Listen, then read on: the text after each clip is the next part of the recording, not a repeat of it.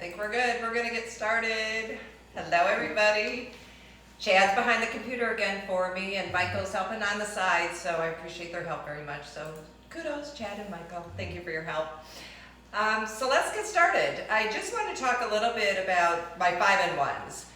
What I do with those is there's 5 different, for me, I mean there's plenty more that I do, but I just wanted to highlight 5 different versions from a very, very classic Parmesan crusted chicken that I think a lot of us know how to make. You may have your own special recipe that you use. I definitely love Ina Garten's. I've been doing it for over 15 years. I think it's really important that we have this go-to recipe. That recipe that you could be in your sleep and make. Because if anytime like you have last minute guests, or you don't want to stress out, or you know it's going to be cooked perfectly, this is my recipe. And like I said, I've been doing it for so long, and we eat a lot of chicken in this house, so I've had to come up with a lot of variances so we don't get bored with it. So let's get started. I wanted to share just a couple things. I think I know a lot of us probably know how to dredge, but I'm going to go over it just briefly and a few tricks that I like to use. I just want to start getting this on because I'm going to use my little searing pan over here instead of on the stove, so my back's not to you guys. I wanted to let you know, there's several ways to cut your chicken for this. We always have the typical chicken breast, and then you have to pound it down and go through all that effort. I don't do that.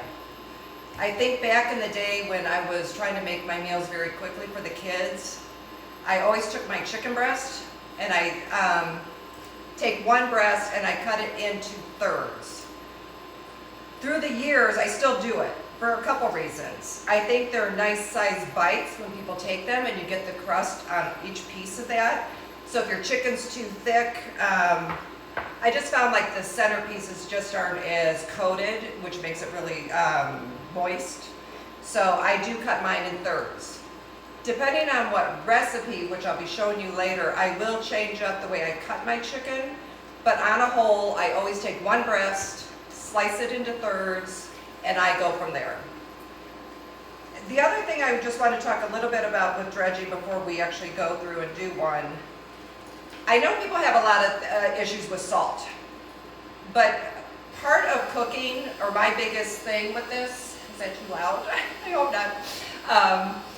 If you layer every layer of your food as you're going through your process with salt, you will get flavors. It's not a salty taste. It just enhances every layer that you are cooking. So by the time you are done, every part of it is flavorful. So the best way I can explain this is if you like watermelon and you add salt to watermelon, it actually makes it sweeter. So I make sure I layer, and you will see as I go through this, every layer that I am working with will be salted. I don't even think I know I don't even salt my food when I am done, because I've enhanced all my flavors and I don't need salt. Plus, when I think you do it at the end, you're going to get this salty taste, and that's not what I'm looking for in my food. I want you to enjoy all of my ingredients, not salt. So dredging is your flour, eggs, and the normal or typical is Parmesan crusted chicken. I have my Italian breadcrumbs in here, and I also have Parmesan, probably 50-50% on there. So I'm definitely, even my flour, I come in here and I salt and pepper my flour. I also salt and pepper my chicken. Not a lot, doesn't have to be this crazy amount, but it's just enough to keep enhancing all your flavors. So I salt and peppered my flour. Your egg mixture, I have always added about per egg, you're going to add about a tablespoon of water. So in here, I'm going to have just a little bit of water to my egg mixture. I know some people will do milk or cream. I've always been fine with water. So unless somebody has something to enlighten me on that, I've always just kind of done water. it has never changed my texture of my chicken. And again, like in here, what I have done is my breadcrumbs and my Parmesan cheese. If I'm changing any part, which when I talk about this in a little bit, what I'm going to change is this part of my dredging. The flour will always stay, the eggs will always stay the same. What I do in this third part will change my recipe for me. So if you wanted to use regular breadcrumbs and add, you'll see I'm going to have a Greek version, a Mexican version, an Asian version. This is kind of where I change my flavoring. I do use panko crumbs at times instead of the breadcrumbs, so that I will tend to do more with my Asian. I did find out today though, which was kind of interesting, just maybe I put two and two together, but the pankos are gluten-free. So it is actually a great version. I have a friend that's gluten-free, so I'm always trying to come up with a way to kind of satisfy that for him. So panko crumbs are perfect for that. So I just learned that today, so take it for what it's worth, but I think it's a great idea. So you're going to take your chicken breast, and I know they always say dry hand, wet hand, but when I am doing a lot of these, you know, your hands kind of tend to get a little dirty. I try to keep as neat as I can, but when I'm doing masses amount. So always shake off your flour, and then you're just going to dip it into your egg. And just make sure that gets really moist. Then it goes into your breadcrumbs. I know most of this is going to be very basic for a lot of people, so I apologize if I'm just redoing. I just want to throw in a few little things that I do differently. So in my pan though, what I do, and you can grill this if you'd like, all we're going to be doing is searing. I am not actually going to be cooking when I come in to get my coating done. So I always have butter and oil. I do a mixture because the heat of your pan, if you just use butter, the temperature's a little too hot, it'll get a little too smoky for you. So I'm just going to be putting a little bit in here. And again, I'm just using a different cooking method instead of my oven, just because I can't turn my back to you guys. So I'm just warming it up. And then after you kind of press your breadcrumbs onto your chicken, you're just going to lay it right into the pan, and we're just going to let it get brown. I don't cook, well, one, because I made it in thirds, you're going to get a little quicker cooking time period on this. But I am not looking to cook my chicken at this point. I am looking just to get my the chicken brown for that coating. I will transfer this to the oven 99% of the time, depending on what I'm doing, but it doesn't take long, everybody. I'm done already on this one piece. So you're just trying to get a beautiful sear on there, get your breadcrumbs and your coating nice and brown, and then we're going to finish it whether in the oven. I do have a couple other ways we're going to finish this, but that's all I do, just to get a nice brown on there. So I think we're just about done with it. So literally it's probably 15, 20 seconds, or maybe a little bit longer. But I'm just looking for a beautiful, nice brown sear on my chicken. So then I obviously repeat. Usually I do about 3 or 4 in here, but I do want to give you one little trick when I'm doing this, and especially because I'm let's say I put 4 or 5 chicken breasts in here after I've used about a tablespoon of butter and about a tablespoon of oil. I do take my pan and I do wipe this out. The reason being is I just found that if I go in one more time, there's more, not a burnt flavor, but I just found my chicken isn't as crisp and clean. So I just wipe it out with a towel and I throw this away. And then I'll restart my pan again. So I usually will put, like I said, about 5 or 6 pieces in here, and let me just undo that because that's all I'm going to show you for that. So again, make sure you salt and pepper each of your layers, add a little bit of water to your eggs, and this is where we're gonna have some fun later on with what my coating's gonna be on there. I am going to show you, sorry about that. Let me just put this away. So and I'm gonna stay with the traditional Parmesan crusted chicken, the one we all know, the Italian way. And what I really, probably one of my favorites to do is, I love to put it on a bed of arugula. So all I do is I lay down some arugula. The peppery taste in here, again with the chicken, is just fabulous. I will do the chicken after it just comes out of the oven. And I will also do it cold, so it's kind of your variance on here, however you would like to do it. So I'm just gonna grab a few of my chickens that I've already cooked in advance. Here's another thing that I just kind of wanted to share. I think my biggest thing that if I can show with you guys is, after you go through this, to me, your lemon or lime zest and your finishing on here, whether you're fresh herbs, that's really what kicks up your recipes. That's what makes people go, oh, what'd you do? So it takes a beautiful piece of, chicken, but then they just can't quite figure out what zests that up. And more times than not, it's gonna be my lemon zest. So again, I will make this salad warm, my chicken warm on here, but I will also do it as a cold salad. So if you're entertaining, believe me, I'll cook up, you'll see in the back, I have tons of chicken back there.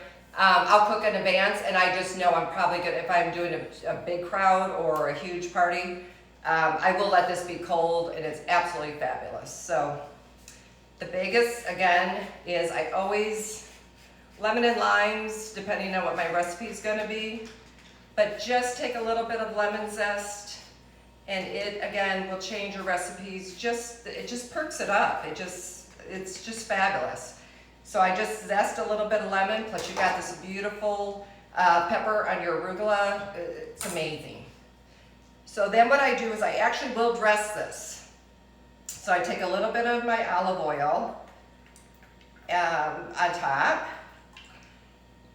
And I usually will finish off with, I will give you guys, I know my sister is a huge fan of this. This is probably one of my favorite balsamics. This is just a glaze of it. But this is where, when you're using a balsamic, this is where the better one, and tends to be more expensive, doesn't have to be crazy. And I did not find, for me personally, more aged, I didn't like the taste as well. I'm about 8 years on a balsamic aging for my personal palate. But there's a lot of fun places to go, and there's a lot of fun olive oil places, and just taste a few. And but your finishing one on here is going to be one that you like, and the flavor of that. So I'm just happen to be taking the glaze, and I just roll that right over everything. So not only have you dressed your chicken, but you've also dressed your salad. And then I usually will lay some beautiful tomatoes right on top. And dinner is served. You can also take some fresh Parmesan if you like, and put that on top. So it's really kind of up to you what you want to do there, how much you want to finish. I'm just grabbing some fresh Parmesan on top of there. So there you have it. So let's go. The other, I just want to move on to the other traditional type of Parmesan.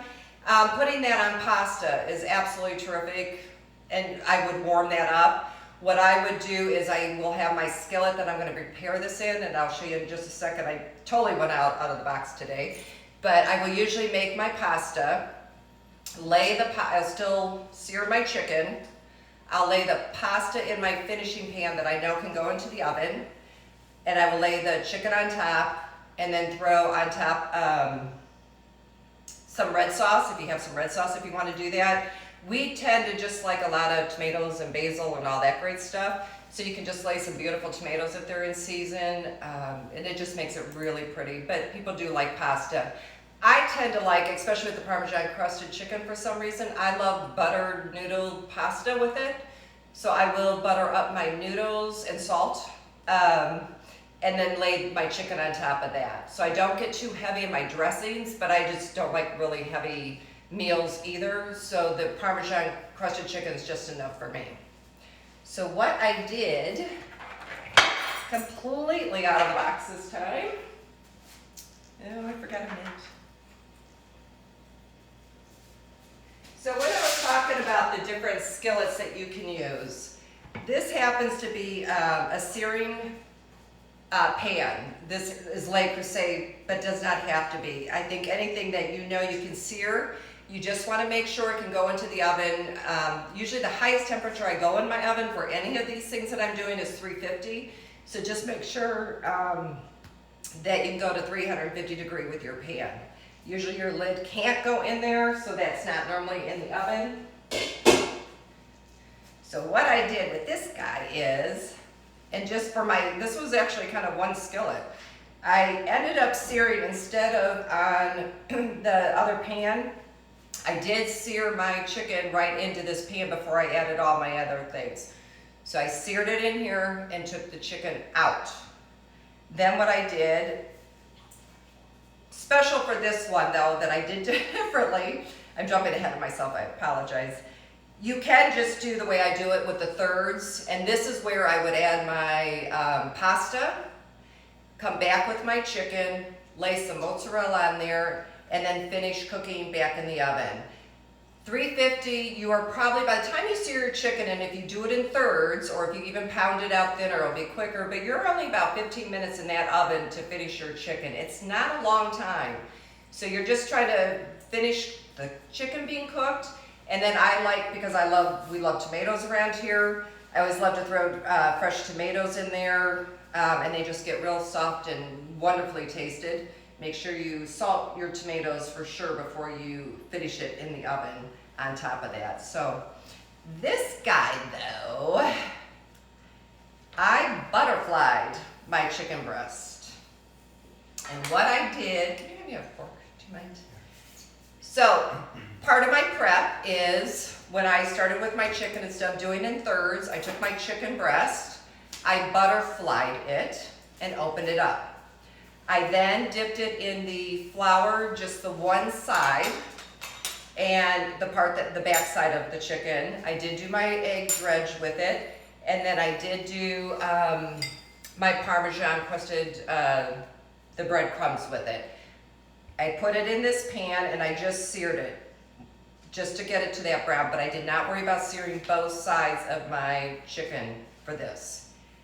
Then what I did is I actually stuffed, and I don't know if you'll be able to see this, but I took that butterflied chicken and I stuffed it. We love burrata cheese around here. So I took whole tomatoes, because our tomatoes right now are absolutely beautiful. But I stuffed it with basil. Yeah, yum. I actually put whole leaves of basil in there, and I had burrata and tomatoes. And then I put it back in the oven. In 15 minutes, my tomatoes are going to be absolutely gorgeous as a side. See how soft they are? That's just about 15 minutes in the oven. It finished baking my chicken, and this is going to be yum. So try that. Again, what I would do to finish this, I would take fresh basil, and this is after it comes with the oven. I don't like using fresh herbs like it's stuffed in there so it has some juice in there. But if you do your herbs too fast, they will get crunchy and kind of burnt tasting, so I don't until it comes right out. And again, I would absolutely do fresh lemon on top of this. And because we are huge balsamic people around here, I would go ahead and layer my glaze. And this is how I would actually serve it on the table. I would bring this to the table. So this is kind of an easy, if you guys have anything similar to this is a great pan for being able to actually sear my chicken in it. And then I bring it back in and I finish it with the tomatoes. And then I actually serve with this. So this is definitely a one pan meal for that. So that's a little take on Parmesan crusted chicken. So actually now what will be fun is I'm gonna actually go completely out of the box, and we're gonna start off with, I just wanna grab this over here. I went Greek. So everything was the same, except remember what I told you when it comes to that third part of what I am actually gonna be using instead of the Italian breadcrumbs or breadcrumbs. What I did is I added dried oregano. I did not use fresh oregano on there because when you take a fresh herb, even if you cut it up and you go into the searing pan, it will burn it. So, but what I did is I added oregano into regular breadcrumbs. Just that to me is a Greek thing, more oregano. So that's what I did. So I made my orzo salad, and again, this would be cold or warm because you can eat the orzo salad either way. So I would come out to dinner with my orzo salad. And I think too, and I'm just throwing this out there with the thirds, I think people like this because women don't always want a whole chicken breast, or you might have other things that people are eating, so sometimes this is light enough and they can just take what they want. I also think if people are eating more, then they're not, maybe you just want one, guys typically will want just a little more than maybe a whole chicken breast. So they'll take 3 or 4 of these, which is totally fine. Usually depending on how many people I'm cooking for, this could be a bigger platter, or it'll be, obviously I'll have more chicken on there, but I'm just trying to show you guys little versions of it. But again, this is great cold or warm. So you really have your variants, just so you're not stressing out if you're having a bunch of people over and you come out with this. Beautiful. So what I would add here is I would probably go more fresh parsley on top. And I would definitely, more times than not it's lemon, but there will be some things you'll see in a few minutes that I'm gonna probably go lime with. So I always zest with fresh lemon. And that would be my easy Greek dish for the Parmesan chicken. So again, all I changed in there was my breadcrumby mix was more with the oregano. And again, I went dried with that, just as a little trick. Don't use fresh herbs, that part, but I will always finish off with a fresh parsley. You could add oregano on there if you wanted to. I just happen to have some in my salad. So parsley is always a good mixture too, but whatever fresh herb you have. And honestly, if you go to the grocery store and like I always keep, and I just want to show these to you. I have these cute little pictures that I always kind of keep out. So these are usually full if I can't get to my garden or where my garden is and how much I have growing.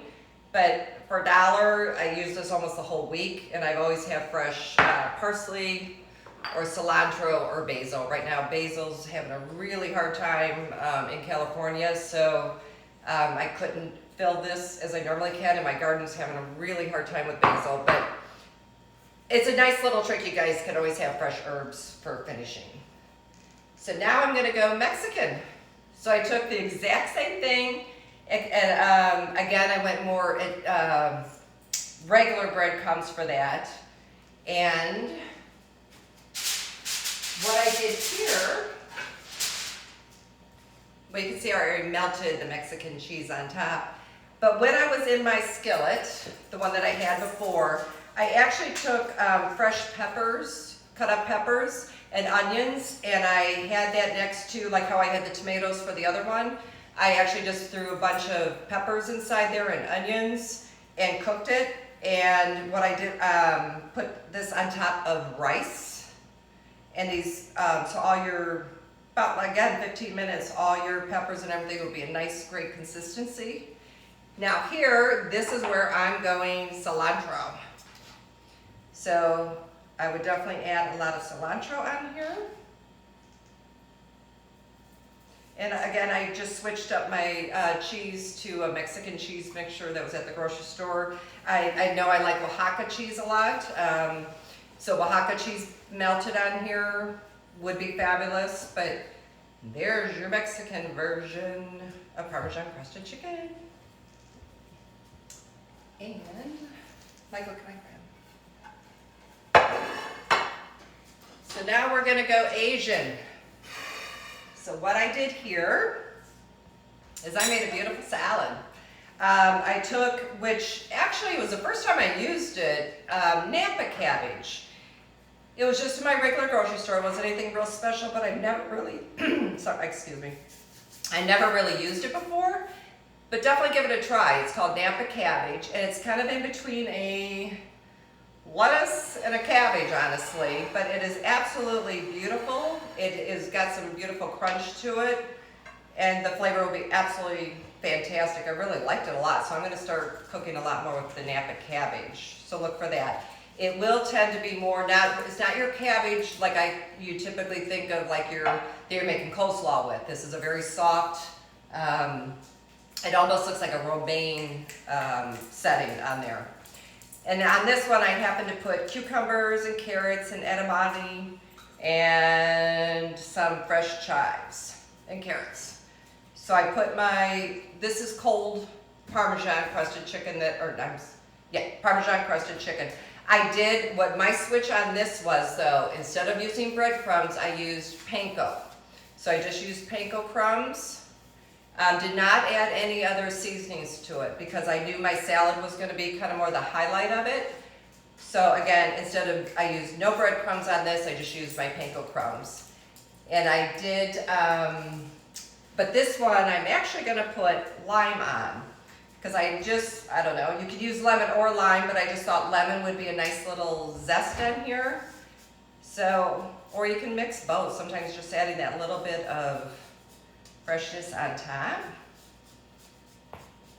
And I will add, because it's such a beautiful salad all on its own, I really won't add any fresh herbs in there anymore to this. But what I will be adding is, I know I talked about this dressing with my spring rolls, but this is actually going to be a great, this is by Watchery, it's a peanut sauce. So I will literally take this whole can and do a light drizzle over everything. And you will have a beautiful Asian cold salad. So this is a little quicker because I was just trying to show you guys more of some thoughts to get out of your, the typical, I know a lot of people like to eat chicken, and this way it'll kind of just think out of the box. Think about what your flavors are. Think about what cuisine maybe you want to switch it to, and then start getting creative with it. Usually when you're choosing or how I'm figuring out what I'm changing, again, it's going to be mostly my herbs, and then maybe my lemon or lime. And honestly, that kind of is what switches up my recipes. I don't go into this whole ordeal over, having to have everything on there. But again, it's usually my finishing herbs and my zest is really my biggest things for switching on there. So if you guys have any questions, I will be answering them after the live because I can't see what's going on behind the scenes, but I will definitely, and I really appreciate you guys being here. It really means a lot to me. Really warms my heart.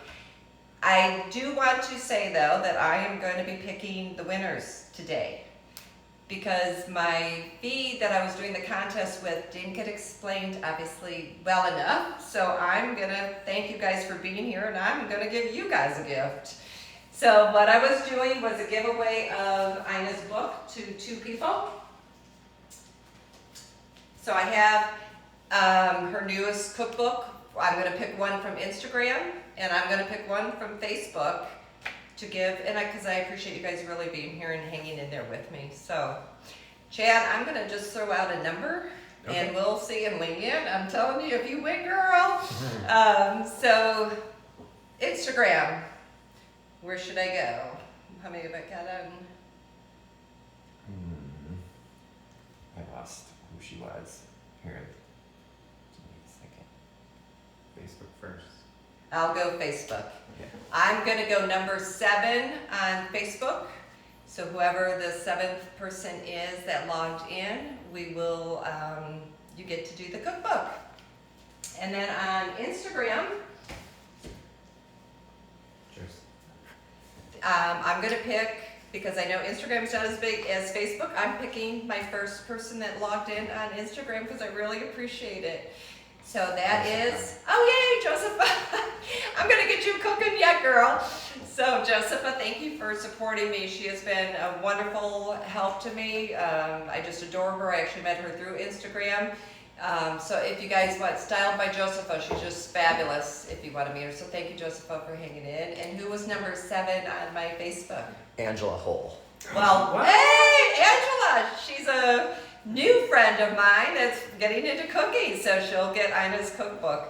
So thank you guys. I know there's a big show coming on in a little bit on TV that my sister told me about that I didn't pay attention to, but I know that's going to be going live soon. So thank you guys very much, and we'll see you in a little bit. Take care. Yay. Bye-bye.